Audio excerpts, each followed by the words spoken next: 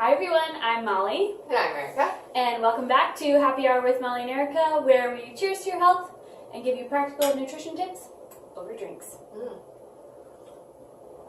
Today we're enjoying my favorite Brickworks cider.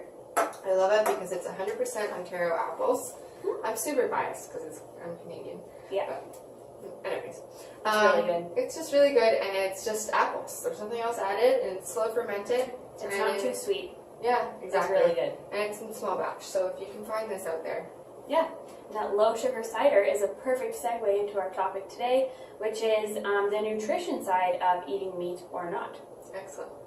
So Molly is our unbiased member of the group because she was a vegan. So I was a vegan. can you tell me what your experience, what that was like? Yeah, so before I was a vegan, I was really into cooking, but I wasn't really into health. But like we talked about last week, I watched Food Inc. and I was like, oh my god, what is happening with the world?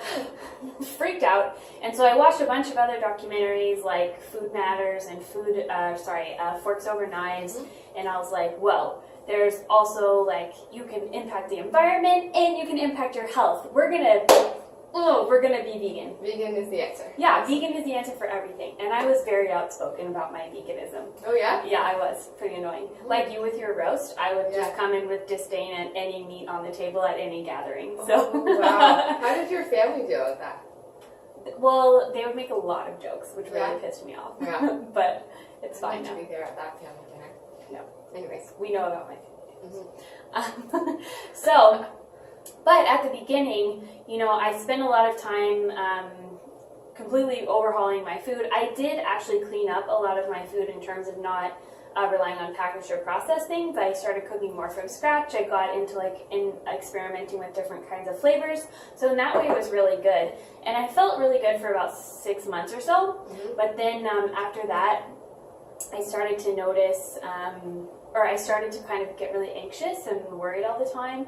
And I also got really bad period cramps and some hormonal imbalances. It took me a really long time to get going in the morning. And just a disclaimer, I wasn't doing it well. I was eating a lot of sugar. Oh yeah? So I'm sure that contributed, but my experience as a vegan ended up not so well. And it wasn't until I went to nutrition school and I learned about nutrients and symptoms of protein deficiency or whatever, and I was also doing low fat, so I was basically eating carbs and sugar and some vegetables, but mostly carbs and sugar. And then So if I was someone that, for ethical reasons, that, I just love animals so much and it's just beyond me to even eat them, that's so cute. what would that look like? We have a friend who's going through that now. Yeah, she's really internally struggling with it because she likes meat, but she just knows she can't go through. Anyways, we'll get into that. But what are the health benefits to those that are sticking strict to vegan? You can't talk them out of it. It's just their lifestyle. It's a really good question. Well, so like I said, kudos for them to even be on the road where they're looking at their health. Yeah. Well, if they're doing it for health, I guess if they're doing it ethically. But whatever, it doesn't matter. They do one and the same. Yeah, if you're looking at your food, you're being critical of your food, good for you.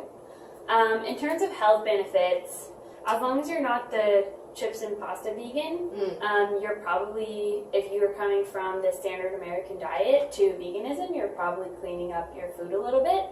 And that has a lot of beneficial effects on your blood work. So a lot of people will get better cholesterol numbers, and it affects your blood pressure and things like that.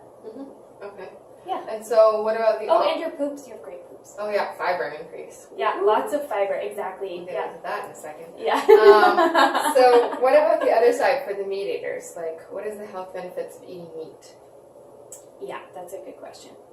So for sure, one of the arguments that I would find and that I would make very intensely at all of my non-vegan friends is that, protein doesn't matter if you're a vegan because every food has protein and all sorts of plant foods have protein in them, and that's true. And you're certainly not going to die of protein deficiency if you're vegan. But at the same time, I was totally, I wasn't thriving I wasn't thriving. Mm-hmm. And that's something that I think we're interested in. We want people to have lots of energy, to have great skin, to have great, vitality and all of that stuff, and to just generally feel good. And I didn't feel good. So I think to answer your question, on the meat front, like meat has solid protein, and it's protein that you can digest. A lot of the vegan proteins, like beans and rice and stuff, they have these things in them called phytates that are hard to break down, and they make you fart. Yeah. Make you gassy. So yeah, you can really utilize the protein from meat, and like literally every process in your body needs meat. Yeah. Or needs meat. Needs protein. protein. Every process needs meat. Yeah. You can tell our bias. Yeah, seriously. Yeah. So just because you're eating protein as a vegetarian, Yeah. like vegetable proteins, doesn't mean necessarily that you're absorbing the vegetable proteins. Yeah, another thing too is with beans, they're higher protein than like rice or wheat or whatever, but they're still like 80% starch. So, you have your plate of chickpeas, and then you have rice, and then you have, maybe your vegetable, but like 3/4 of your plate is still carbs. Like that's rough on your blood sugar, it's hard on your pancreas, so. And you're also saying, so that goes, the same portion control for meat. Yeah, totally. Yeah. Totally. And yeah, I'm not saying you need to have your entire plate full of meat, exactly. Yeah, and we're also talking about, can you explain more what kind of meat you're getting into? Yeah. So, Like, if we're talking about the health part of it. yeah, so even when you're looking at meat quality, so if you look at grass-fed beef, for example, grass-fed beef, for example, has a completely different nutrient profile. Like, it's really high in omega-3s, which are anti-inflammatory, versus like corn-fed beef or conventionally raised beef that's super high in omega-6s, which are inflammatory. So you're actually getting a totally different effect in your body by which type of meat you're eating. Excellent. Yeah. So, I've been told by someone that don't ever go to a vegan potluck. What is that? Why? Because of the farts. Yeah. He just said, like, don't do it. Like, the food's delicious. Don't. But the farting. Mhm. Yeah, when I was a vegan, I farted a lot. Yeah. I would pretty much go to bed every night, like bloated and farting, which had a negative effect on my sex life Seriously. and my sex drive. As a celiac, I can feel your plight. Especially when I didn't know I was a celiac. Farters unite. Anyways, Okay. yeah. So, if you're going to be a vegan, how are you going to do it right? What would you suggest to those out there? You already told us what kind of meat to eat. So, rule of thumb, whether you're, like what Erica said last time, you can go to extremes on either side, right?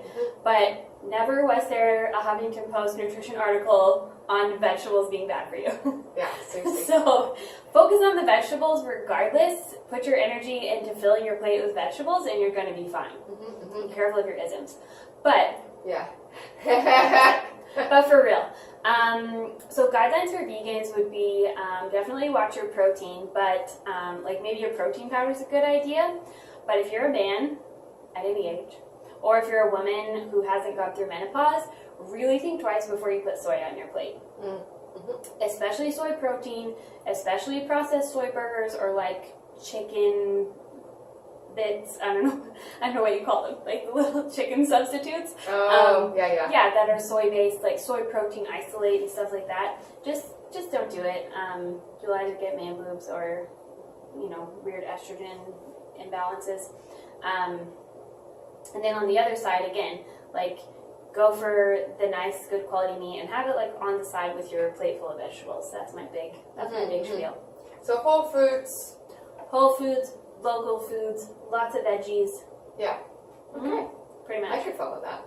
Like Yeah. that's easy, right? Like I think that's Yeah. easier. So if you're in the meat camp, don't go to McDonald's. Not what I'm no. advocating. Good God, no. Yeah. No thanks. Yeah. Okay. So pretty much we kind of feel like you can be healthy despite like no matter what your ism. Yeah, don't shame people. Yeah. Do what you need to do. Focus on the veggies, local foods, balance, and of course good drinks. And enjoy every meal. Enjoy every meal. Yeah. Seriously. Have love at your Yeah, there's table. an emotional component there that we will get into in a minute next time. Yeah, love at your table, love in your food. Right? Okay. Cheers. Guys. Follow us on Facebook, Instagram. Subscribe to our YouTube channel. Mm-hmm. And Next have week. drinks. Yeah, see you next week.